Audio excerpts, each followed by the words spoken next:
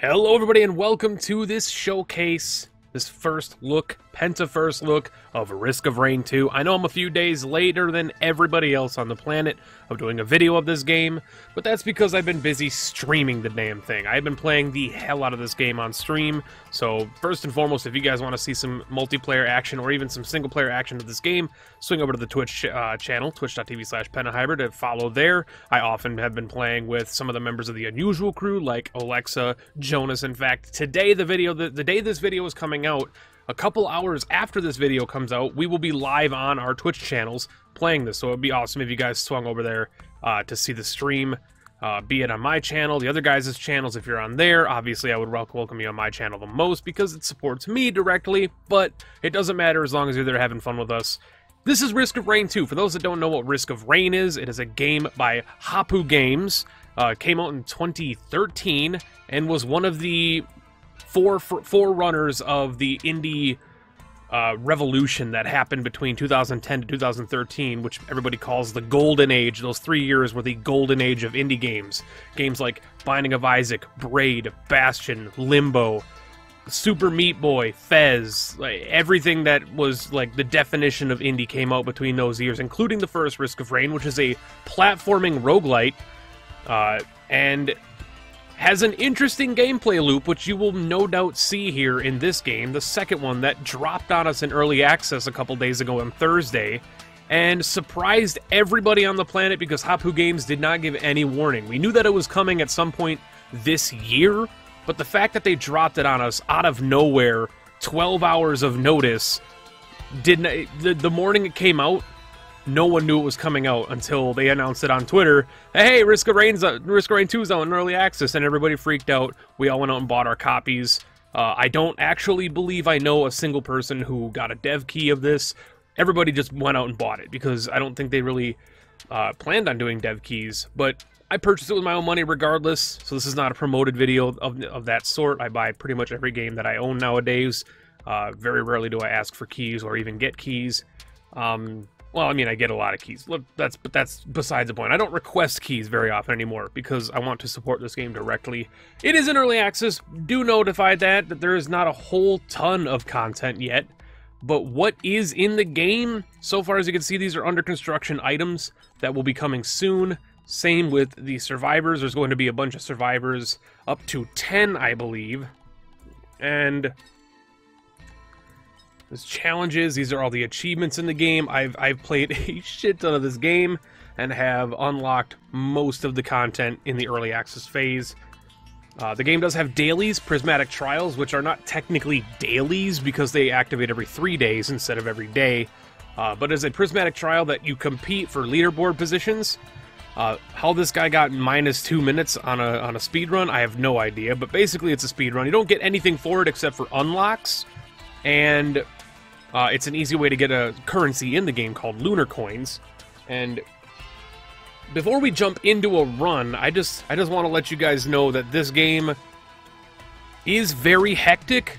And unfortunately for you guys, you won't be able to get the buy one, get one free deal. It ended yesterday. But on release of Risk of Rain, for the first 2 days release window for the game, if you bought a copy of the game, you got a gift, a copy on Steam to give to a friend. I have a free copy of this game.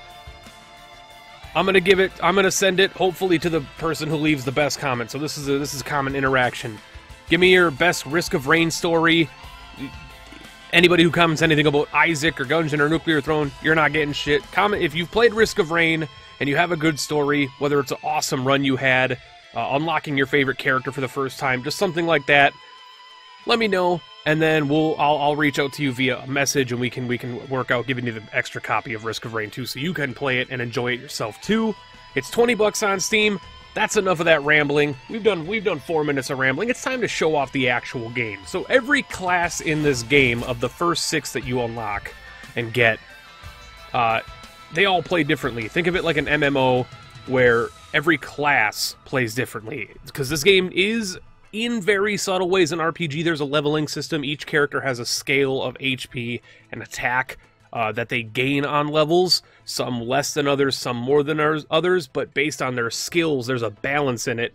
A little bit of balance tweaking, I'm sure, throughout the early access, because there's two characters notably that are broken as hell right now. Mr. Multi here and the Engineer are extremely easy to become overpowered with, but that's kind of the design of Risk of Rain. And I'll explain the gameplay loop of why that's the design of the game once we jump into a run. Personally, my favorite character in the game right now is Multi, and it's because he's a tank. He can take a lot of damage, he attacks fast, he's very inaccurate, but once you get a couple of like attack speed upgrades, or even a couple of like functional items, think of it in Isaac terms or Gungeon terms of like burning damage, poison damage, stuff like that. If you get some of those functional items on him, such as like gasoline or a couple of will-o-wisps, it will really work, and you'll understand what I mean by couple of will-o-wisps in a second, because I'm going to show off one of the funnest parts about Risk of Rain. It also existed in Risk of Rain 1. What separates Risk of Rain from every other roguelite in existence is the fact that the game might not have a ton of items, but the items are based on stacking. These items are designed to get multiples of them. So let's look at the Lens Maker's Glasses, which is an item that, when you pick it up, gives you a you get a 10% chance to have a critical strike, dealing double damage. So you have a 10% chance upon pick.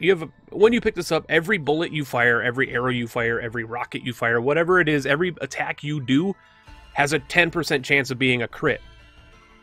You can stack these up by getting multiples of them, plus 10% per stack. So the first one is 10%. Up to 10 of these, you have a 100% chance of critting. I've only had 4 at a time, so I had a 40% chance of a crit, but I've seen people stack up to 10, and every attack they do is a crit for double damage. It's essentially double damage. So it gets crazy. There's items such as the Soldier Syringe, which is my favorite item to get with pretty much every character because it's a flat attack speed upgrade. As you can see, I've had a max of 13. Unfortunately, I missed out on the 14th syringe. The 14th syringe is actually an achievement, but that's all right. And then there's also active items, such as this disposable missile launcher, which upon hitting Q in-game, it has a cooldown. Think of it also like an MMO. Your attacks all have cooldowns. You fire a swarm of 12 missiles that deal 12 times 300% damage, and the damage is calculated on your total character damage. So if your character damage is 10, you will deal 12 times 30 of your 10 base damage, and that's a pretty undershooting of the character damage, because I believe your character's damage starting is usually 12 for most characters. 12. The mercenary might have 12, but then they scale differently. Regardless, that's how Risk of Rain sets itself apart, is the items are based upon the stacks that you get. So there is an argument to be made in Risk of Rain that having a giant collection of items 9 times out of 10 is equal or less worthy than having 10 of one item, or 6 of one item and 6 of another, or 3 of one, 7 of another. You want to have multiples of each, because 10% is not a big number, but 80% is a big number. And a lot of this game is built upon getting multiples of each. I'm going to play as the Commando, because if you pick this game up for yourself, he's the first character you get, he's the only character you start with, and he's the defining character of Risk of Rain. He's literally on the cover of the first game. So we're going to start as him on Rainstorm difficulty, and we're just gonna show you what he can do. We'll do a run. We are on the Distant Roost, which is one of the 2 starting levels you can start on. The maps are static. For those that don't know what that means, it means that the map design, this land bridge is always here, this roost is always here. The maps stay the same. However, there are variables in the maps themselves. So, for instance, this map has a bridge that isn't always there, and it's often that later section over. See that, like, that area over there, right there? You can't always get to that. There's a land bridge that sometimes appears to bring you up there that you can't always get to. So the maps themselves are fresh every time you play. And then the chest locations, or the chest spawns, are also random. The shrine spawns are random. The teleporter spawn, which is the way that you exit the level. Think of it the trap door, or the chamber door in a Gungeon or an Isaac. So we got a Superboy here, which is not good. A Blazing Wisp is not my favorite thing in the world. Blazing Wisps do fire damage, and fire damage is one of the most broken things in this game. They plan on fixing it. It's not fixed currently, but I hope they do fix it soon, because if you start on fire, you're basically screwed. So that's the War Banner. War Banner means that every time I level up, and you'll see that very shortly, Every time I level up, a war banner drops around me, and it does an area of effect boost on your character as long as you stand in it. Your healing is better, more effective. You also do double damage, or at least I think it's double damage. It might be 25% more damage, but regardless, it buffs you. So what is this guy's abilities? So the commando has a suppress fire, which stuns characters and also does a burst. There's the war banner. So now we're going to do a lot more damage. So if I step out of here, you saw I did 13 damage there. If I step out of it, I'm still doing 13 damage for some reason. But if I stand in it, I'm still doing 13. So I don't know exactly what's going on there, but I'm pretty sure the war banner is supposed to give you a boost on your damage. I don't know if it's bugged or if they changed it, but it's supposed to give you a buff on damage. I know you heal more inside of it. Healing items are more effective. He also has this phase beam. That's a will-o-wisp, which I'll demonstrate. You might have just seen it happen there. The will-o-wisp makes enemies explode upon death, and that's one of those items that you really want to get 3 or 4 of when they start stacking, or up to 10, which basically, if you have 10 will-o-wisps, enemies dying can cause a map-wide nuclear bomb. It's crazy. So suppressive fire with this character is one of those abilities that I usually don't like in a game, and I actually started playing the commando not liking it in this, just because of the 3D environment from the 2D Risk of Rain environment. However, once you start getting to some of the later levels and later enemies, suppressive fire is incredibly good, because stun is useful against a lot of enemies. So what is the basic gameplay loop of Risk of Rain? The gameplay loop of Risk of Rain, as you can see at the top right, the game has a difficulty meter that continuously goes up and counts up the longer you play. Risk of Rain is designed to be played fast. What do I mean by that? I mean, as you can see, right now we're on easy. We chose our run difficulty when we started, but the game itself progressively gets harder and harder as you play. Right here we got a stone golem. So stunning him is incredibly useful because he has a laser attack that does a bit of damage. You want to... Ooh, speed upgrade is really good. You want to go fast in this game because the longer you take in a level, the harder it gets. The longer you take in a run, the harder it gets. The more things that spawn. Up until one of the final difficulties in which your basic enemies start just spawning as bosses. So, again, I hate to make the comparison as much as I'd like to not make the comparison, but a lot of people will recognize this comparison. So think of it like the chest or the dark room in a Binding of Isaac run, where every enemy in there is a boss. That's what the final difficulty ends up being in a Risk of Rain run, where you're just running into bosses as basic enemies. The objective, though, is also, while going fast, you want to... There's a healing zone, which is really good. There's another healing zone up here, which I might just buy, just because it'll give us a reason to continue this run a little bit longer. Healing zones are really good. They do have a health. They draw aggro. I did not kill that wisp. That's bad. He's going to hit me. Damn it. You can see in the bottom left as well as my HP and my level, experience and whatnot. Bottom right are all my attacks. Mouse button 1 is my standard shoot. Mouse button 2 is my phase bullets, which pierces. And then R is my suppressive fire. Shift is my dash, which I just dashed right into fire. Things you don't want to do in life. This guy sucks. Demon beetles. Never fun. I did level up again. There's a war banner there. So basic gameplay loop of the run. Of a run. Ooh, that's so good. That's double bullets. That's another combat drone, actually. I'm choking on my own breath, it seems. Basic loop. There's a stone golem. Where the hell are you? He's up there.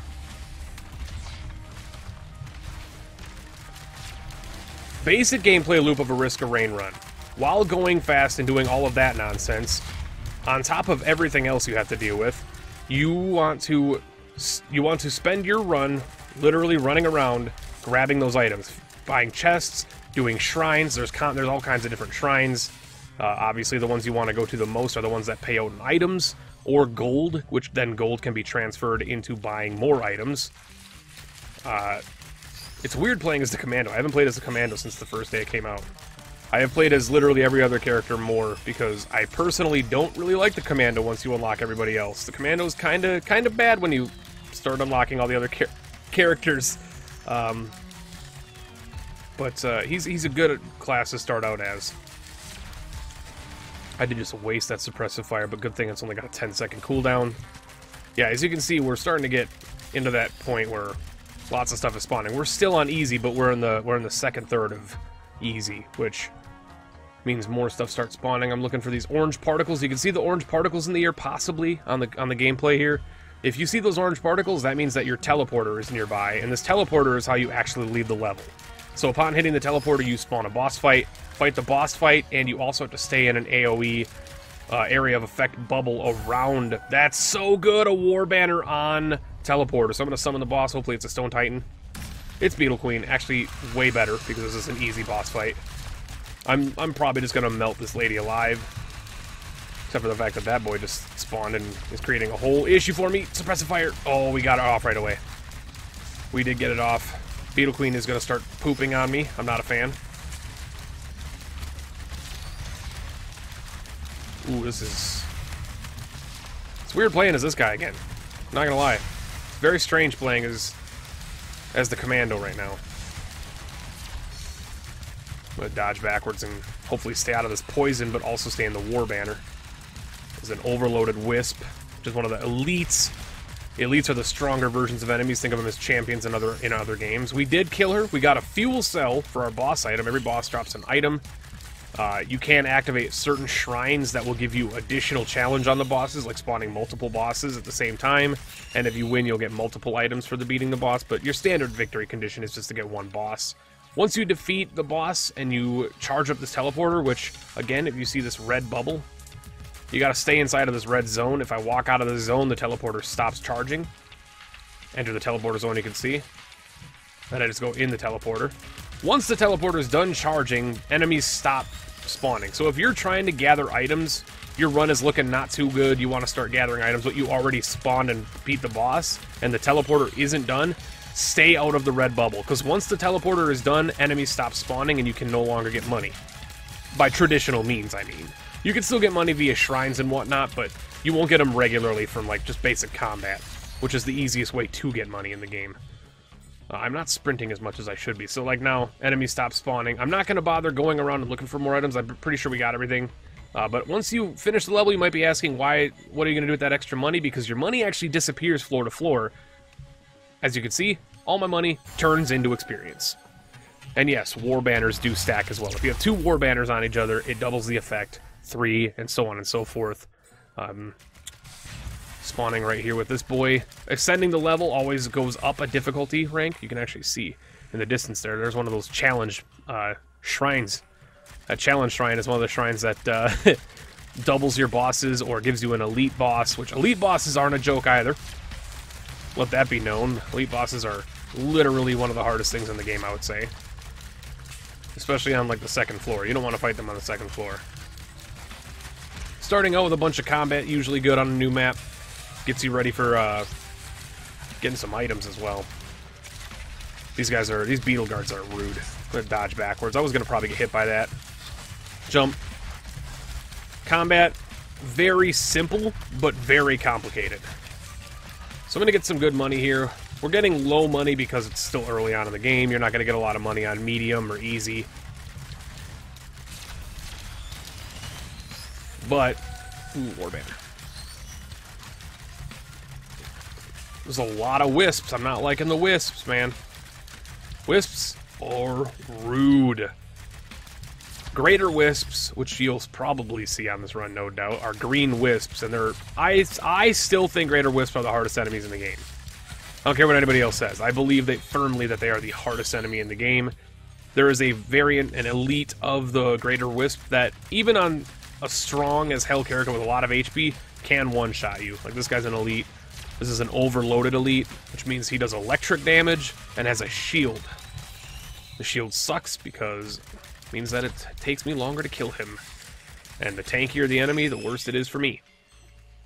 So we got the tri-tip dagger here, which gives you a bleed chance, stun chance on the stun grenade, but I'm taking the crowbar. Crowbar does more damage, 50% more damage to healthy enemies. So as long as the enemy is above, I believe above 60 or 80%, one of those two.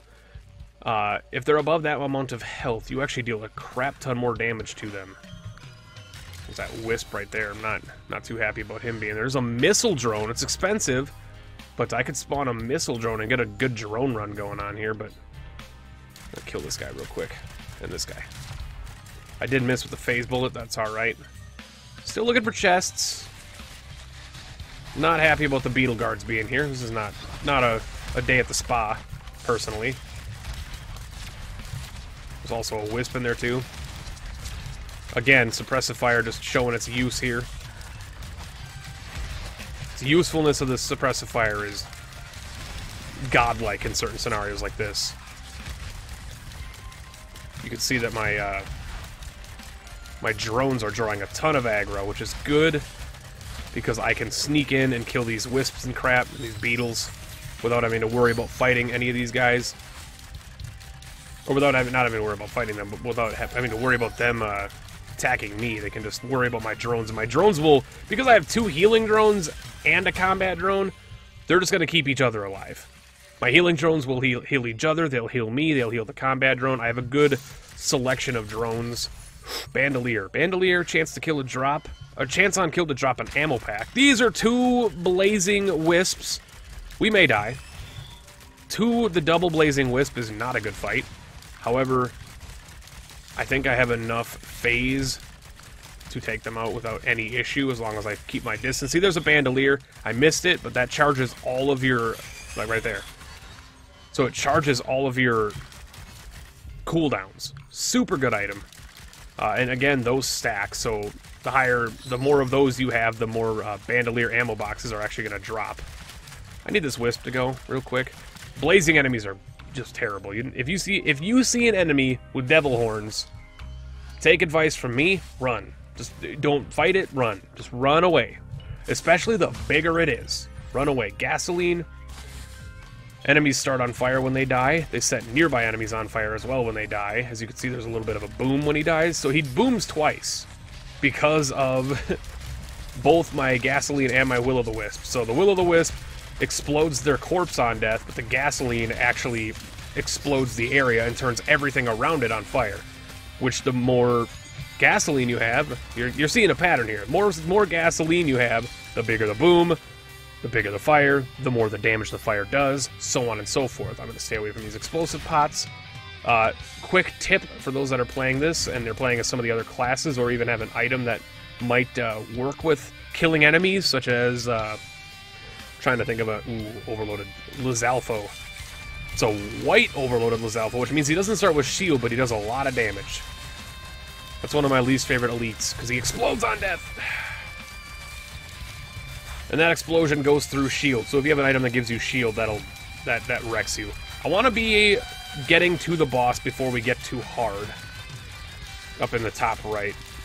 Typically you want to start your boss fight at the current level before you transfer difficulties, because the boss will be equal to the difficulty you summoned it on, not the difficulty you are on. The enemy spawns will still be the difficulty you're on. There's our teleporter right there. I'm going to mark it. I can't mark it, because I'm terrible at video games. There we go. I'm trying to demonstrate the bullet boxes. There we go. So if I use this and then I throw both of these and then I jump in here, you can see in the bottom right, it actually gave me all of my cooldowns back, which is why it's so good. Blazing Wisp, get out of here, my friend. I would like you to die very quickly. Thank you. Many grasses. But yeah, these pots, if you have an enemy or an item, or if you have a character or an item that benefits from killing stuff, like say there's an item in the game that heals you upon killing items, or killing enemies, the pots actually count as enemies. Also forgetting those cooldown boxes. They count as enemies. Gasoline is so good. There's people that say gasoline is one of the worst items in the game. I disagree strongly. It's one of my favorite items in the game because fire, again, is broken. You set an enemy on fire, they're probably guaranteed to die. If the fire works on you, it's gonna work on enemies. Energy drink is a speed upgrade. Very good. Crowbar. That's our second crowbar. Crowbar's going to start doing some serious work. I believe we're at a 60% damage on healthy foes now, so that's very, very good. I do want to go to a portal, but I have 700 gold, so I'm thinking there's going to be a good amount of purchasable nonsense to happen. Playing on single player is a little easier. You might be saying, why is it easier if there's only one of you versus having like 4 of you in a 4-player multiplayer, which by the way, this game has 4-player multiplayer. I'm gonna get this missile drone. Missile drones are really good. I also have a lot of money, which I could just save and transfer into experience when I beat the level, but I haven't seen any big chests as well. There's multiple levels of chests. Ooh, that's the best. That's the best. What did I say when I was going through the logbooks, man? I love me a soldier's syringe. I want to get this guy suppressed. This little overload boy. I see a kiosk back there. Look at this, man. He just shoots like electric bullshit at me. Electric bullshit is the worst bullshit. I'm not even gonna bother to get that, though. Get out of here, Wisp. So we're gonna go get this kiosk. It has a key, what looks to be a med kit. I wonder what's on the other side. So the kiosks, like chests are random, small chests are random common item with a very, very low chance. I'm just gonna get the speed upgrade. It's a flat speed upgrade. The smaller chests are guaranteed to have an item in them. They have a very, very, very, very small chance of that item being a higher rarity. So, like, there's a very small chance of if you open a small chest to get a green item, which is uncommon. But medium chests are guaranteed to have green or above. Large chests are guaranteed to have orange or above, or red or above. I mean, not orange, red or above, and so on and so forth. I haven't seen any big chests on this floor, or at least medium chests. You don't really see big chests until later on in the run. Floor 4 is generally where you start to see them. I'm gonna summon the boss. Where's the porter? I know the porter's around here somewhere. There it is. Hopefully we get Beetle Queen again. Stone Titan, most likely, though. Yeah. I kind of expected Stone Titan, let's be honest. Should not be much of a problem here. As this character, I'm going to take way more damage than I'm used to, and you're just going to have to accept that, chat, because this is going to suck. Stone Titan has a laser burst attack that does a crap ton of damage. Get rid of that overloader boy. There's another overloader boy. Get rid of him, too. Get that suppressive fire. Go. But yeah, I'm going to take a lot of damage to this guy because this character is, I would say, significantly underpowered, and that's most likely because of design. There's a lunar coin! I got 17 coins now. I'm so happy. Now I just got to get to the freaking marketplace. There's a bazaar in the game that you have to unlock the bazaar by offering a lizard man a coin. And upon unlocking it, it's just unlocked permanently on your file, and you can access it whenever. Is there a bandolier in there somewhere? Dang it. But yeah, there's actually one of the characters you can unlock in the game is in the bazaar, and I unfortunately have had the amount of coins to get it for a while now, but have not had the portal spawn for me, because it's not, I wouldn't say it's RNG, because you can, like, guarantee the spawn if you summon it with a portal, or summon it with a payment of a lunar coin. Like, you can guarantee it on one floor, but it's also RNG if you just want to have it appear. Once you unlock it, it has a random chance of appearing, and I'm just not going to pay a coin to have it guaranteed to appear for a character unlock. I'll just get to it when I get to it. Order is done, which is good, because I can grab my... Everybody likes the Old Horse Stealth Kit but me. I'm not a big fan of the Stealth Kit. What it does is if you take a heavy amount of damage, you turn invisible, which is really good for boss fights because it gives you a couple of iframes to run away. There's a bundle of fireworks in here.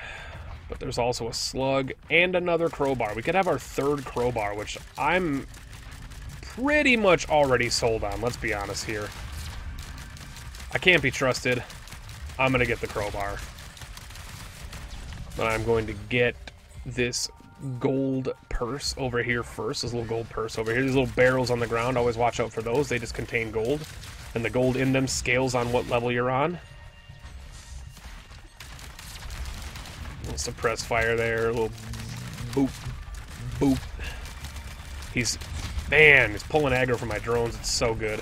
Please heal my gunner drone healers. You can see on the left there, my drones are healing them quite fine. That's 125 for this. I'm actually a little excited about this crowbar, though. I'm going to grab the crowbar. Ah, it's a buffalo. Get out of here, buffalo. Fun fact that a lot of people who are playing this game right now don't actually know yet, or haven't figured out themselves yet, is the... Maybe I should have gotten the fireworks. The attack speed upgrades from the syringe actually influence your cooldowns on your items. That's a fact that a lot of people don't actually realize when they're playing this themselves. I gotta get rid of this Greater Wisp, man. Greater Wisps are the worst, man. And if I can kill him before he hits me, more power to me. He's so tanky. Also, one of the worst things about the Greater Wisp, little known fact, they can't be freaking stunned. So my suppressive fire does nothing against him from a stun aspect. These imps are the worst too, man. My healer drone. My healer drone, my boy. Oh my god, they're so strong, man. Please draw the aggro. Please draw the aggro from everything. No, no, no, no, no, no. You don't understand. You don't understand. I will die. I killed him. We're fine. Okay, run. Run and grab one of these chests down here. We need to start progressing on this floor. We're in very hard now. Maybe should have fought the boss prior. It's another fuel cell. That's so good. Unfortunately, it's less good because I don't have any active item yet. There are...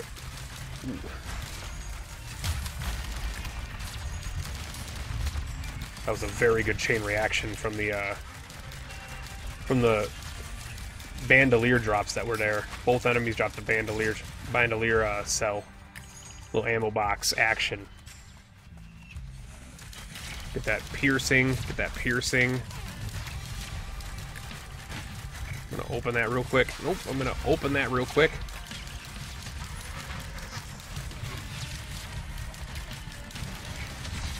You asshole.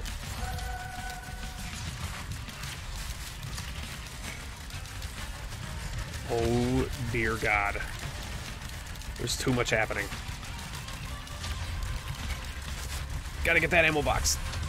Get the cooldowns back. Suppressive fire. Suppressive fire.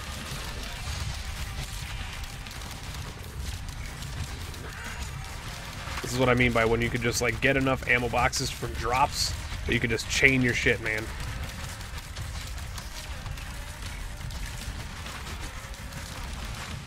That was the best moment I've ever had in a video game. I stunned that buffalo as he was just about to kill me. Overloaded Wisp, I'm not a fan of you. Get out of here. Thank you. 2 random items, or I gotta get the fireworks this time. Fireworks, upon opening anything or activating anything in the game, you'll see here, shoots out fireworks that deal a crap ton of damage. I have a missile. Missiles, upon just firing, they just shoot out missiles. Pretty self-explanatory item. Very good, though. Is there a chest over here somewhere? I need... Well, I need you not to be here, friend. Imps are the worst enemies in the game. Well, I mean, Greater Wisps are the worst enemies in the game. Is that... Oh, hold on a second. Is that chest literally just hanging out on the edge of the world? I need to see this. This random generation may have just created a hilarity. Okay, you're gonna get bopped. You're gonna get bopped. And I'm gonna look at this chest. Nope, it's not a chest. Okay, we're good. There's bound to be a chest somewhere nearby here, though. There it is. I haven't seen any medium chests. I'm getting a little concerned that I'm... The quadruple crow bizzle. Okay, I'm gonna mark this. And I'm gonna grab this. This is a lunar token payment thingy. It's the Effigy of Grief, which is very bad. I'm not gonna use it. It's garbage. What it does is I drop it down, and I believe everything just takes double damage, including yourself, for an extended period of time. It's a lunar item. Lunar items are special items, and they are either incredibly broken and, like, super powerful, or they're real and have a huge drawback, or they're just really good but expensive. Like, obviously paying a lunar coin is a price to pay. I did level up right there. That's really good. I want to get a pulse shot through here to kill him as well. That was gorgeous. Best thing I've ever done in a game. I'm going to run over here. We have so much money. Should be a... maybe not. Should be something up here. Another thing about Risk of Rain 2 that a lot of people really enjoy, as myself included, is the fact that, unlike Risk of Rain 1, your character has all of the items attached to them. Which is by far one of my favorite things when a video game does it, is when your character just, like, persistently gets all of the items that they collect throughout their run. Like, any game that changes your character's look upon equipment, items, etc. is always good to me. You get bonus points in a review style, you know, video for that kind of thing. Is like, if you take the time to make sure your character updates their image depending on what they're carrying, you're pretty good in my book. All right, we're gonna jump on down here. There is fall damage, but you can avoid it with this character, and several characters have a way to avoid it. Like this guy, if you dash in the middle of the air right before the land, you can avoid the damage, just like in a lot of games where you can double jump to avoid fall damage, Terraria, and so on and so forth. Shield generators. I'm going to take the random item. It's a key anyway. We were going to get a key regardless. The game. There's a medium chest. This is the big papa. All right, let's get this shit. Can I get a suppressive fire real quick? Thank you. Guaranteed green. Oh, it's an orange! It's the freaking snowflake! It's so good. As soon as I kill an enemy, I just get, like, frost around me that does a crap ton of damage and freezes enemies. This Liz Alpho did not die. I'm mad about it. This guy has no crowd control. That's probably the least favorite part about this character, is he has zero crowd control. Like, other characters have crowd control. He has none. I believe this thing, if I pay a lunar coin, it randomizes my run. It's like a D6 room. And I've never done it in a live... I've actually never done it. So we might just do that, just to see what it does live for the YouTube audience. What do you do? Lunar. You have been sequenced. I have... Okay, I am the fastest... I have 17 goat hoofs. And nothing else. I have 6 fuel cells and 17... I'm the fastest man in the world. You cannot touch me. I'm actually maybe too fast. I have 17 goat hoofs! What is this? Oh, shit. You've been sequenced? My bandoleer's gone. Everything's gone. Everything's been turned into a goat hoof. Oh, no. And we died. Everything was a goat hoof. Ah, shit. Going fast recommended. I unlocked the wax dove, or the wax quail, which I've actually seen in multiplayer, but I was also not killed by anything because I was killed by an environmental hazard. I was killed by an explosive barrel. But yeah, that's a run of Risk of Rain 2. Ended unceremoniously because I paid a lunar coin to become the fastest man ever. But if I look at it in hindsight, I paid a lunar coin to unlock a birdie, so I'm pretty satisfied with that. I hope you guys are as well. Thank you so much for watching this first look of Risk of Rain 2. I hope I have given you enough information to make an intellectual decision upon whether or not you want to purchase it or not. It's absolutely worth it. $20, even if you don't get the free copy from release. Just a game that you can play solo or 4-player co-op. One of the things, up to 4-player co-op, you can play it with 2 people, 3 people, 4 people. One of the best parts about Risk of Rain 2, though, and I'm going to end with this, is the fact that, it transfers so well to 3D from 2D, but the best thing about it, over the items, over the way that they did the shooting, the art style, the balancing of the characters, the new items, or the ways that they reworked items from 2D to 3D, because some of the 2D items, the way they functioned, would not work in 3D, so they reworked them to be cool. The Primordial Cube is one of those, where in the original game, I think it just did damage to everything on screen, but you'll have to correct me if I'm wrong there. Now it just spawns a black hole that just shoots everything. But the single best thing above all of that I take from Risk of Rain 1 to Risk of Rain 2 is the fact that the multiplayer is able to just be done through Steam or in-game. You can just invite people through the menu, and I cannot express how important that is for a game like this, because Risk of Rain 1... you needed to do the old school multiplayer. You needed IP addresses, and it was a bitch to set up on streams or anything like that. So good on them for coming to the modern age, Hapu, to get us a easy and functional multiplayer. And it plays well. The netcode is really great. I think I want to end with one of my critical notes of the game, because everything's been positive so far from everybody's talking about it. But I want to end with one thing that I definitely need to state objectively on the game, and I know it's early access, I hope they change it as they do it, but the original Risk of Rain 1 had 13 characters, and many of those characters are presumed to not be in this because of the transfer to 3D. I hope they find out a way to do it, because like Chef and Acrid would be great to play as, the Sniper would be great to play as, but I don't know how they would transfer them from a 2D to a 3D playstyle. Any of these 4 characters could be those guys, or new characters we've never seen before. Like Multi is Handy from the original Risk of Rain, but reworked to be a 3D character. Like now he's a sniper instead of a drone spawner. One of the things that I need to say to Hapu, if you guys might be watching this, I know some devs watch reviews or first looks to get some feedback.